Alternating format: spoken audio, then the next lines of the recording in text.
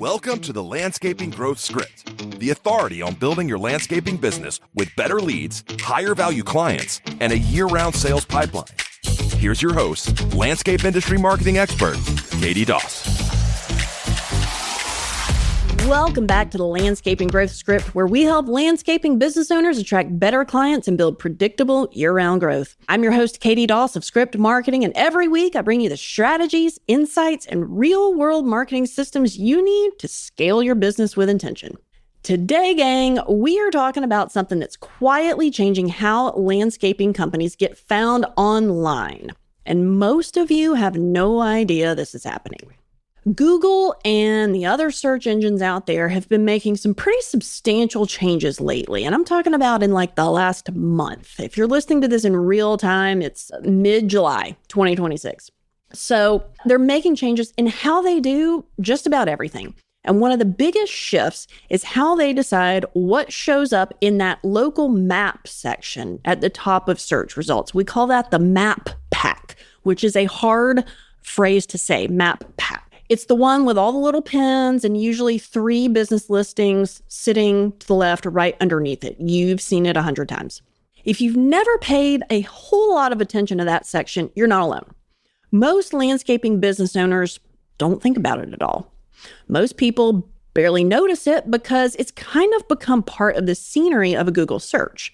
But here's the thing. That map section is one of the very first things a potential client sees when they search for a landscaper in their area.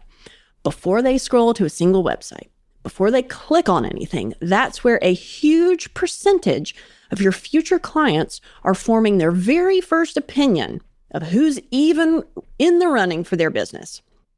So today, I want to walk you through what's actually driving that ranking, meaning the businesses that are showing up in the map pack.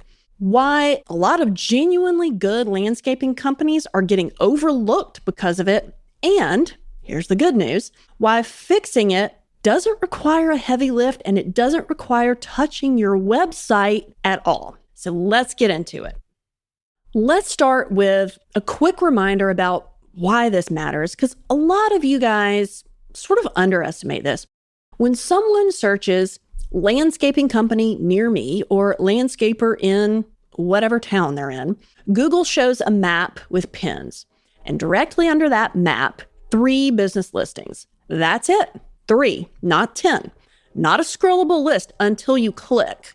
3 names with star ratings and a little snippet of information.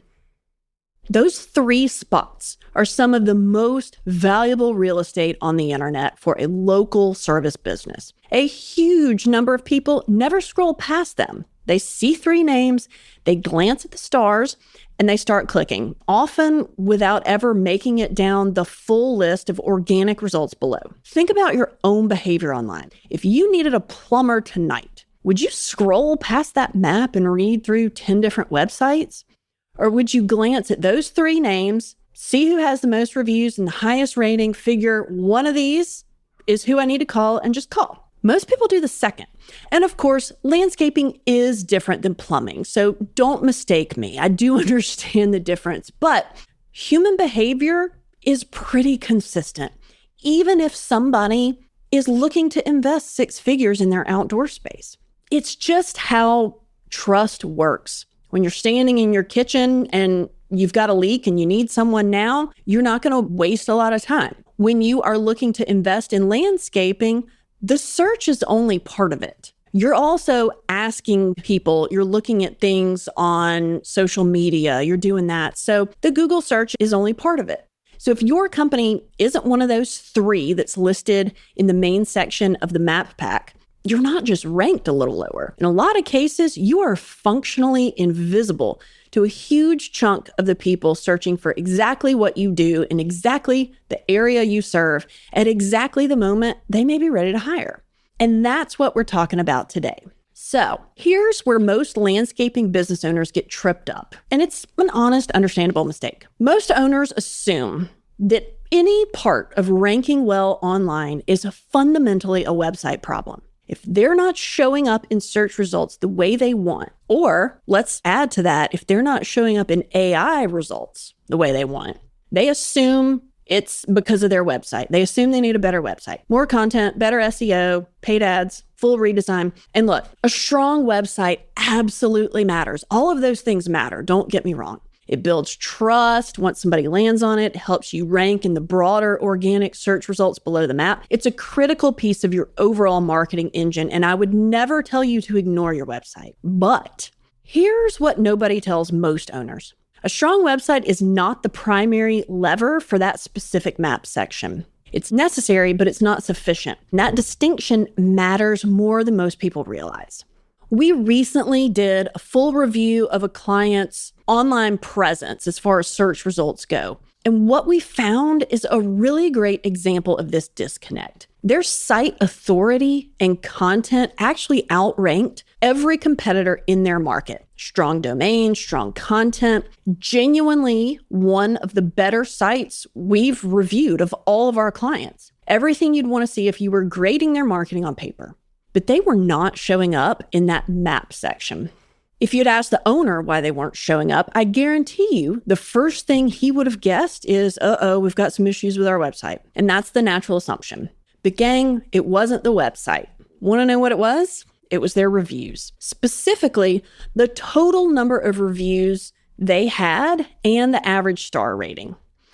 And that's not just Google's opinion. Study after study has shown that online reviews are one of the biggest factors consumers use when choosing a local business. In a company called Bright Local's annual local consumer review survey, the overwhelming majority of consumers said they read online reviews before deciding who to hire. We talk about this all the time. So in this client example, they were sitting at 3.5 stars. Now, it's worth mentioning that they only had a handful of reviews and they were all great except for one. There's always a bad seed, and that one was really tanking their average. In that particular market, every other business showing up in that top section was above 4 stars. That's not a coincidence, and it's not a small gap either. Google's local algorithm ranks review signals extremely heavily when it decides who belongs in that map section. It's looking at how many reviews you have, how recent they are, and your overall rating. These are some of the clearest, most direct trust signals available to Google because they come from actual clients describing an actual experience, not from something the business wrote about itself. So think about this from Google's perspective for a second. A well-built website tells Google, this business is legitimate and knows how to present itself. A strong, active review profile, however, tells Google, real people just had a great experience with this business recently and are willing to say so publicly. For a local map ranking, that second signal carries an enormous amount of weight, arguably more than almost anything else at that stage. And here's the part that really matters for you as an owner. In the markets we've analyzed, there's a meaningful difference between sitting just under 4 stars and sitting above it. It doesn't behave like a smooth, gradual curve where every 10th of a star nudges you up slightly. While Google has never published a specific cutoff, once businesses fall below that 4.0 range, they often become much less competitive for those top map positions. Companies above that 4.0 level become much stronger contenders. So if you are sitting at 3.5, 3.7, even 3.9 stars, you are not just slightly behind the businesses above 4.0. You may be functionally invisible, regardless of how much time and money you've poured into your website. That is a hard thing to hear if you've been focused entirely on your website this whole time. But it's also genuinely the good news of this whole episode. So I want to pause here because I know this can feel a little deflating if you've invested real time and money into your marketing and you're still not getting the results in that map section of Google that are so important. Fixing a website is expensive, okay? It takes time.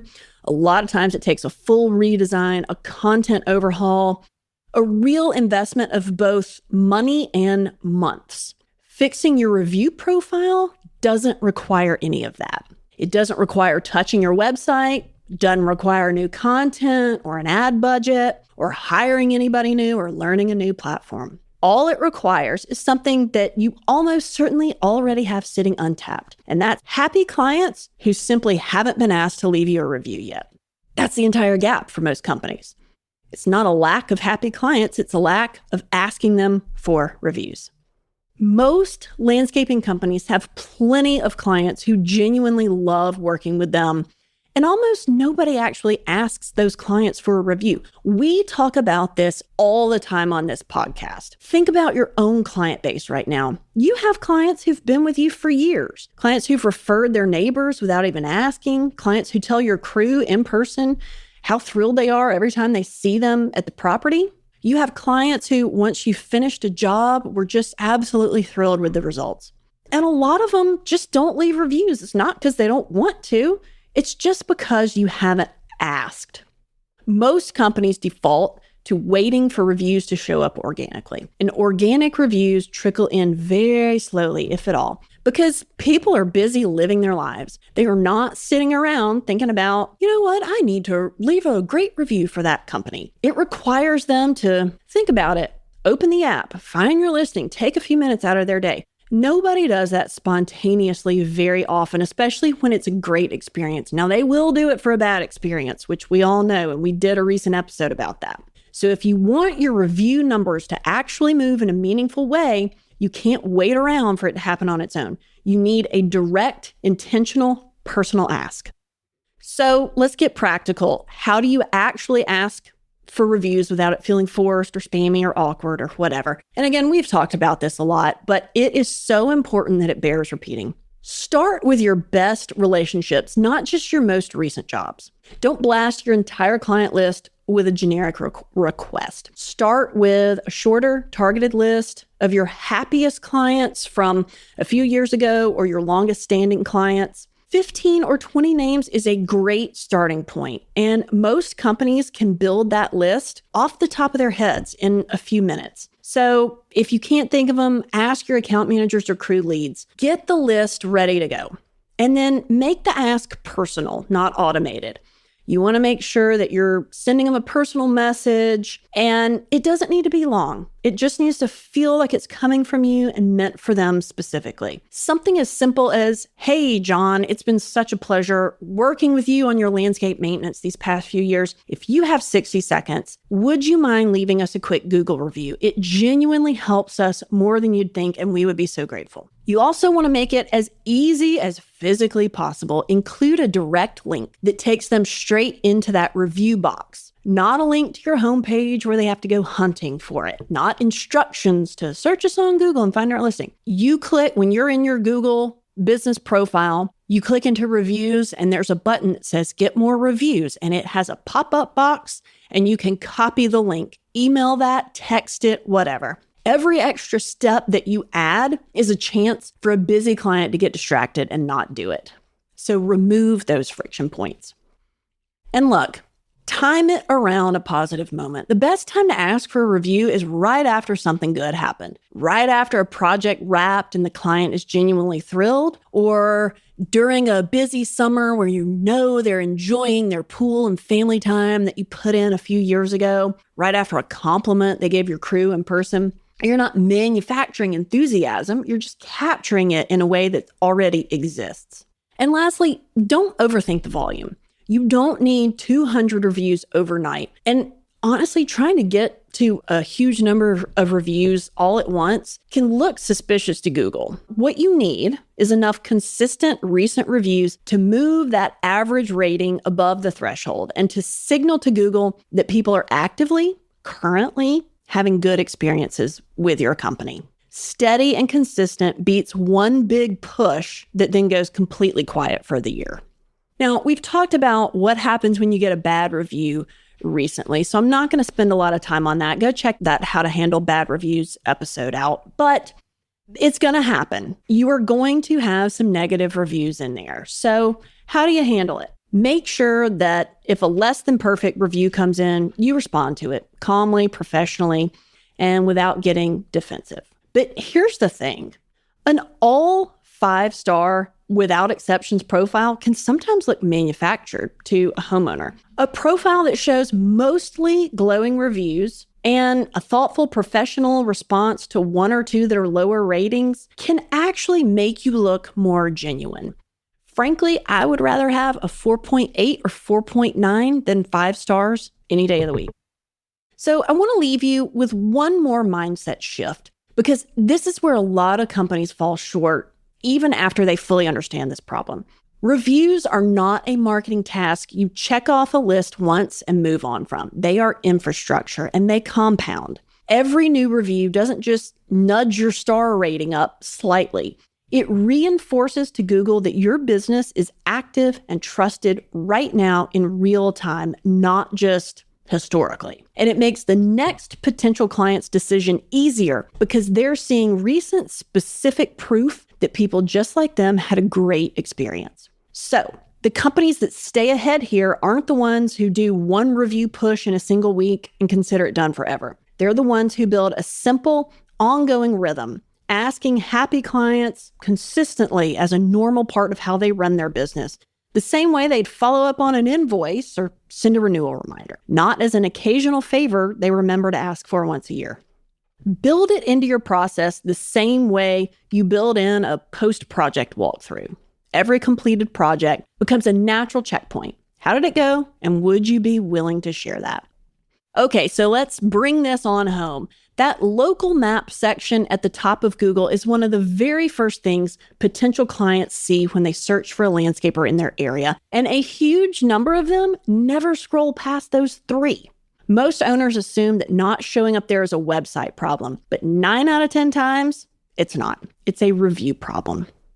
So start with your best relationships, make the ask, make it an easy process, time it around a positive moment, and make it a habit to respond to every review, positive or negative. If you take one thing from this episode, let it be this. Before you spend another $1 redesigning your website or paying for more ads, take a hard look at your Google reviews. Improving that one trust signal may have a bigger impact on your local visibility than anything else you do. That's a wrap for today. I'm your host, Katie Doss of Script Marketing, where we help landscaping businesses attract better clients and build predictable year-round growth. If you've got questions or ideas for a future episode, we always want to hear those. Email us at info@scriptmarketingcode.com. We'll see you next week for more strategies from the Landscaping Growth Script. You've been listening to the Landscaping Growth Script with Katie Doss. To learn more about building predictable, year-round growth for your landscaping business, visit scriptmarketingco.com.